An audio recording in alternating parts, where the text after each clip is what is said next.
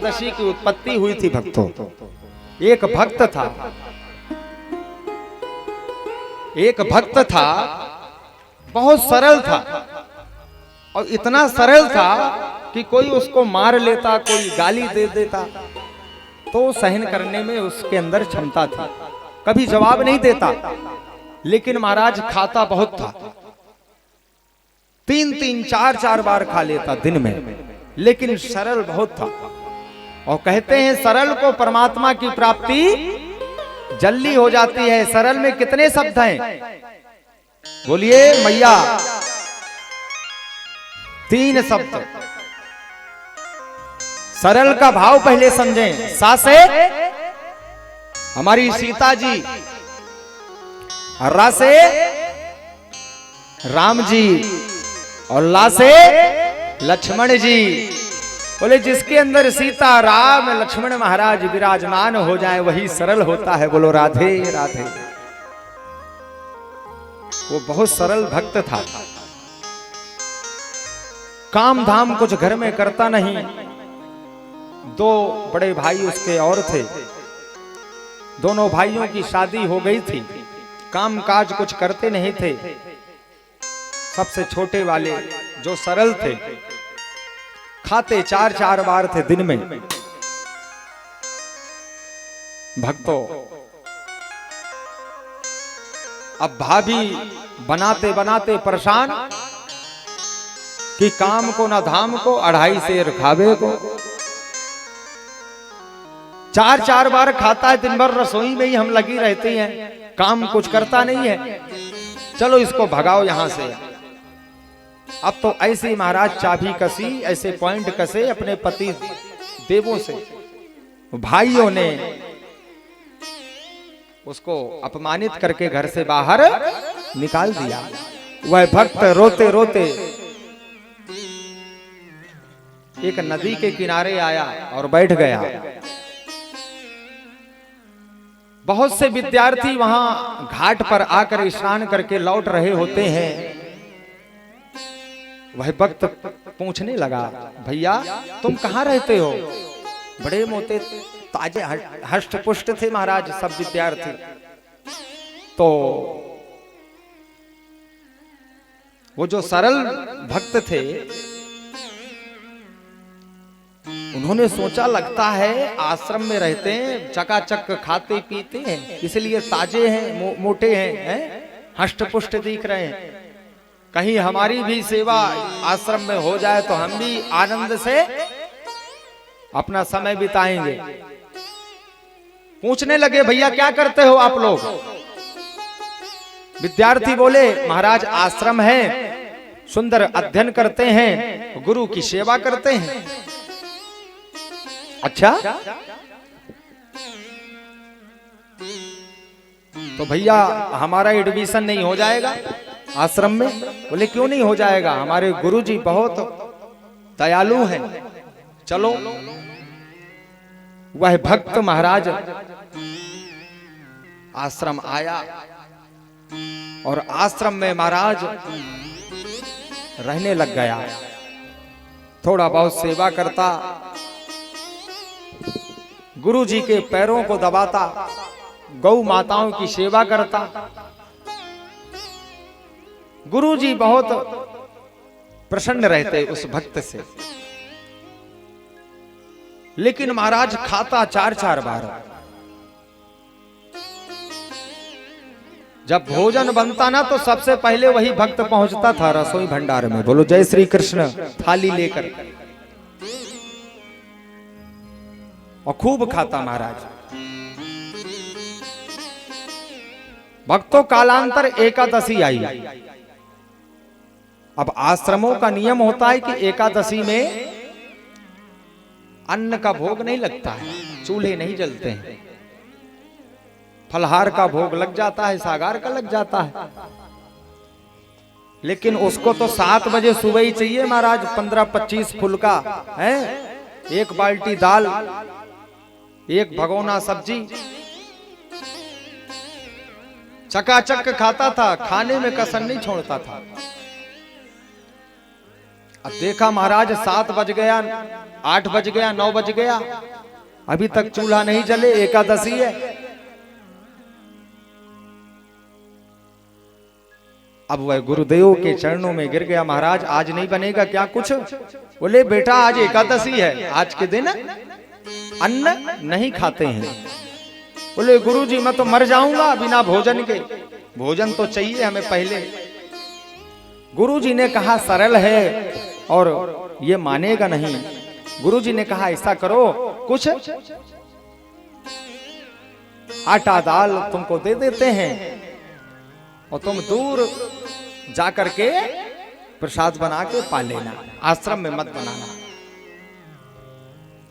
और सुनो, जब प्रसाद पाना तो भोग लगाकर पाना, ऐसे नहीं, भोग लगाकर। बोले ठीक है महाराज।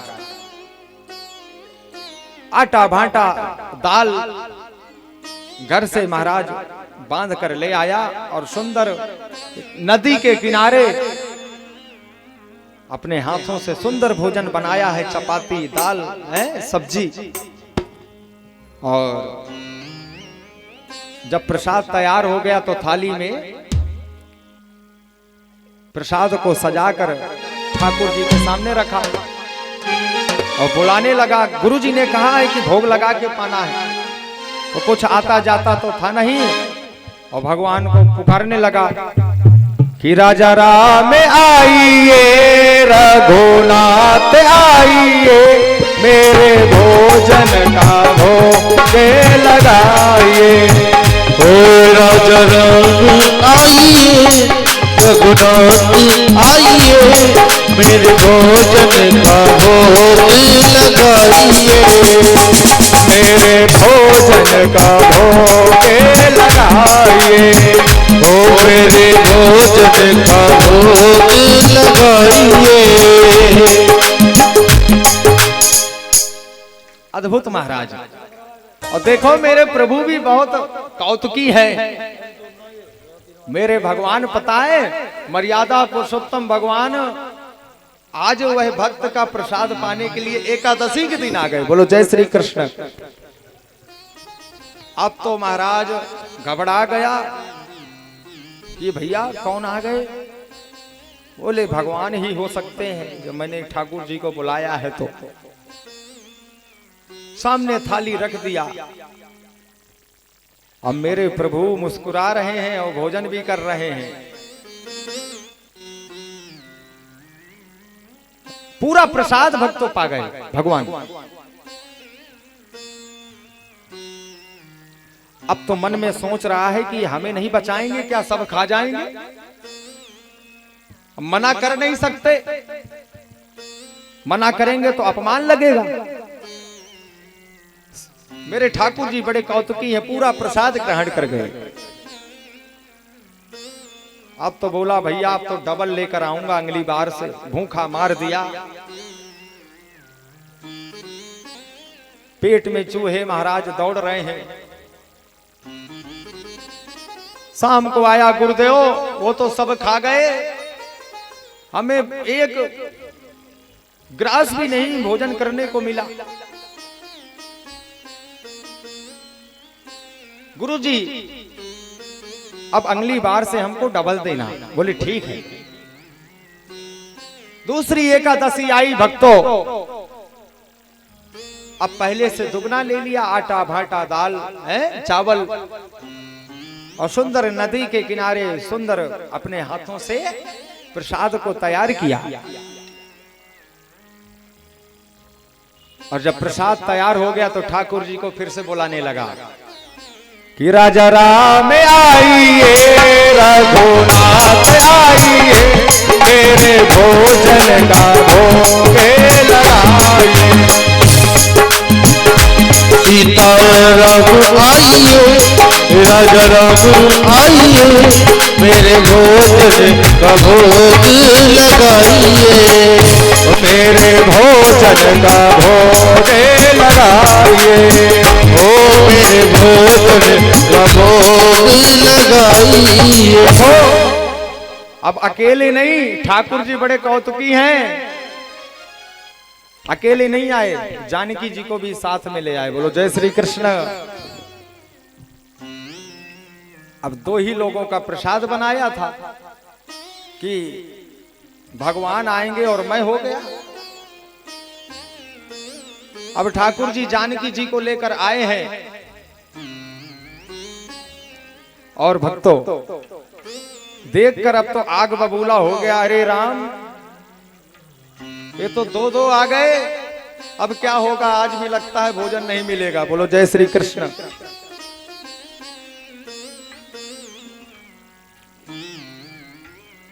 भोजन की थाली लगाया है भक्त ने और भगवान सीताराम चंद्र जी को प्रसाद पवाया है।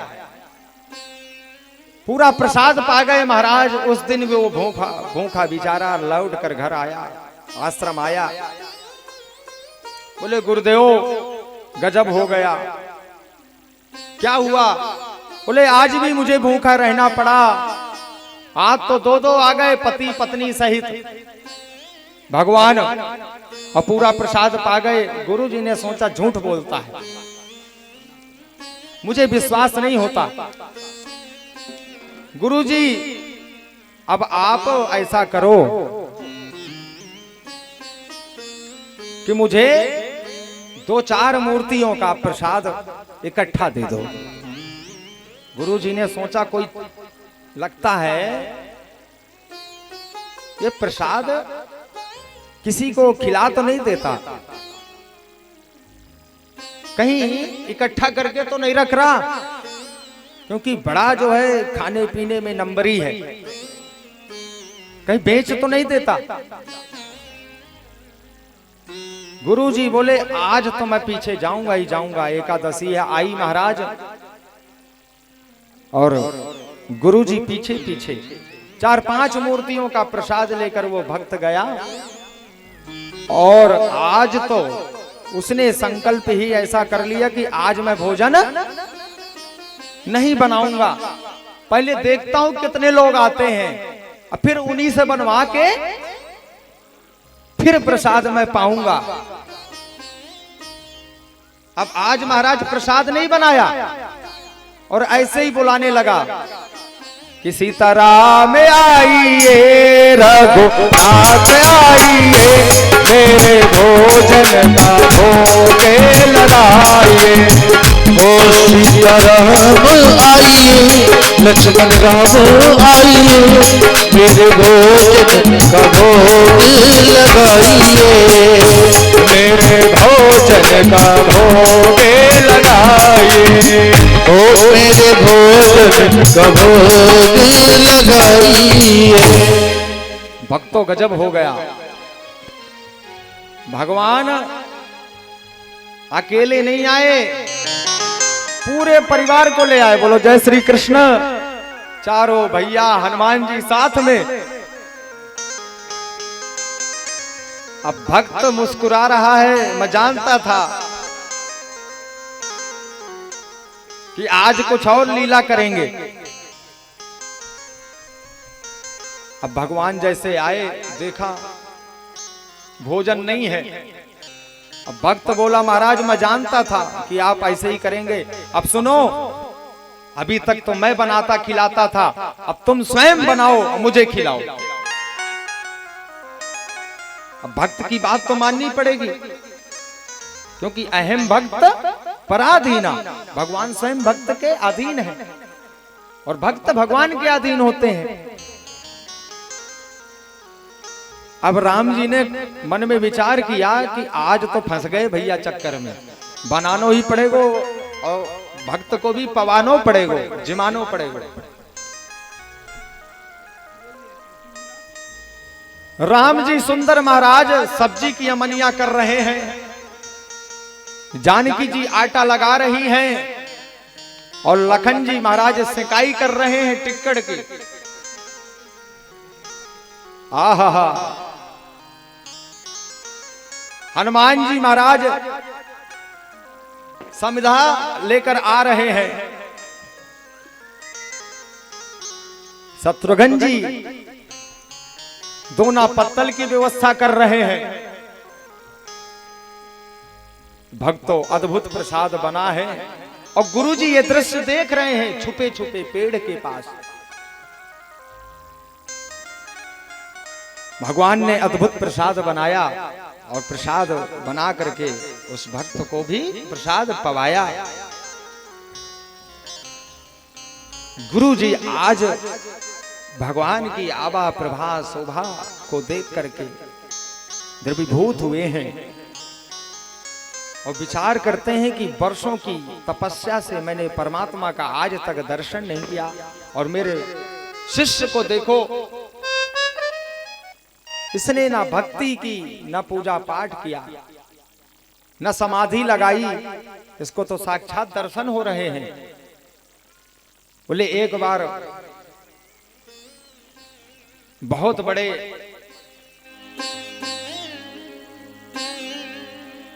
धर्मात्मा को, बहुत बड़े योगियों को, बहुत बड़े बड़े ऋषि मुनियों को तो भगवान नहीं मिलते, लेकिन सरल को मिल जाते हैं।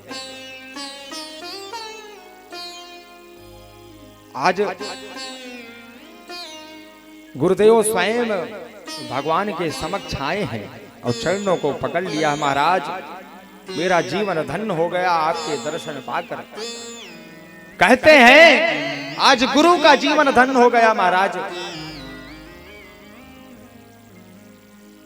कहते हैं गुरु के कारण शिष्य को दर्शन होता है भगवान का, लेकिन आज गजब हो गया, आज एक शिष्य के कारण गुरु को भगवान का दर्शन हो गया।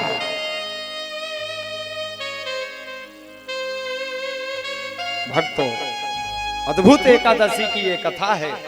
अम्बरीश राजा निर्जला एकादशी का व्रत करते थे, पता है 24 एकादशी निर्जला करते थे। एकादशी व्रत का मतलब जानते हैं क्या होता है? व्रत का मतलब होता है प्रतिज्ञा, सागार लेना और फलाहार लेना। ये कोई व्रत नहीं है। व्रत आप जानते ही नहीं हो, व्रत किसको कहते हैं? व्रत कहते हैं अपने जीवन में सुंदर प्रतिज्ञा ले लेना, सुंदर ठाकुर जी का भजन करना, कभी भी जीवन में महाराज किसी की निंदा नहीं करना, किसी का अपमान नहीं करना। यही व्रत है आपका सबसे बड़ा। सुंदर प्रतिज्ञा लो। एकादशी के बहुत से नियम है। कहते हैं इसका पारण द्वादशी को करना चाहिए, तुलसी पत्र से करें या चरणामृत से करें। जो एकादशी का व्रत करते हैं कहते हैं उनको स्वर्ग की प्राप्ति होती है, उनको साक्षात भगवान का दर्शन होता है। लेकिन जो भक्त एकादशी का व्रत करते हैं उनको उस दिन 12 अक्षर मंत्र का जाप जरूर करना चाहिए। ओम नमो भगवते वासुदेवाय का। कहते हैं उस दिन चप्पल नहीं पहनना चाहिए, नाखून नहीं बनवाना चाहिए, केस नहीं बनवाने चाहिए, झूठ नहीं बोलना चाहिए, सदाचार का पालन करना चाहिए, ब्रह्मचर्य का पालन करना चाहिए।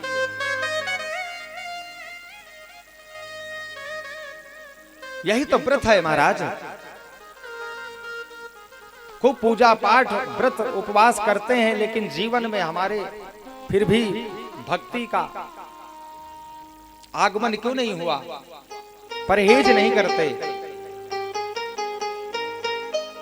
असत्य मत बोलो, किसी की निंदा मत करो, किसी की चुगली मत करो, किसी की अनिष्ट कल्पना मत करो। भले ही आपकी वो कर रहा है लेकिन आप मत करो किसी की। यही एकादशी की कथा का फल है। भक्तों बस मैं इतना ही कहूंगा क्योंकि समय का अभाव है, और निवेदन करूं अम्बरीश राजा हमारे ऐसे थे, निर्जला व्रत एकादशी का करते थे।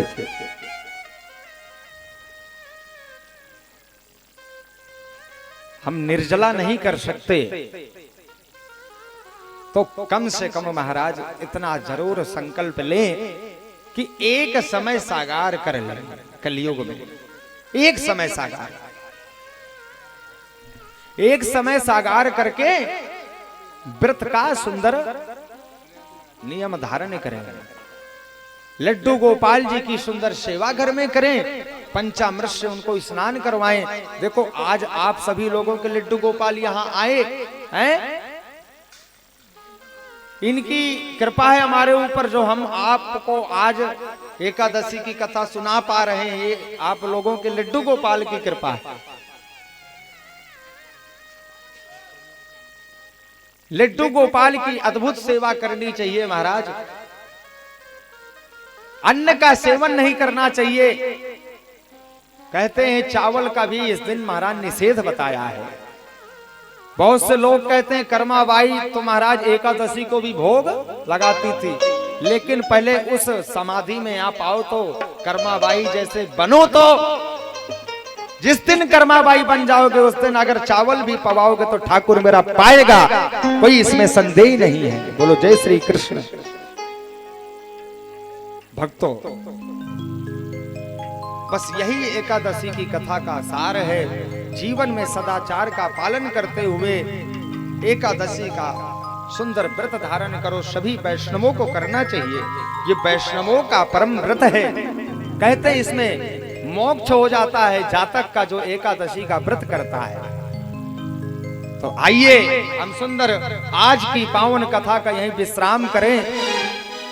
हमारे मुख्य यजमान श्रीमान दशरथ जी वो यहाँ अति शीघ्र पधारें और हमारे आज के जो जजमान हैं वो भी खड़े हो जाएं और खड़े होकर के सुंदर भगवान की आभा प्रभा शोभा का अवलोकन करें और सुंदर उनके चरणों का पूजन करें। चरणों का पूजन कराएंगे। हमारे विप्र देवता चरणों की पूजा कराएं क्योंकि एकादशी है और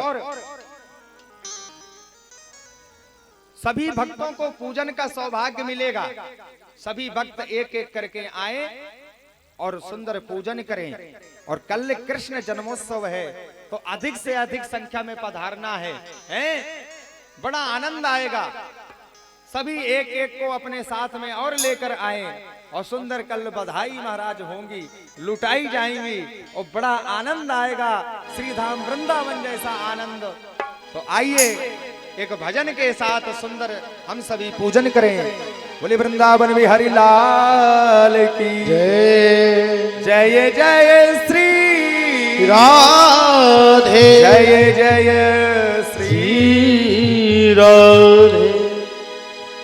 होने न लड़ गए श्याम सलोने तेरी ने न लड़े गए। होने न लड़ गए श्याम सलोने तेरी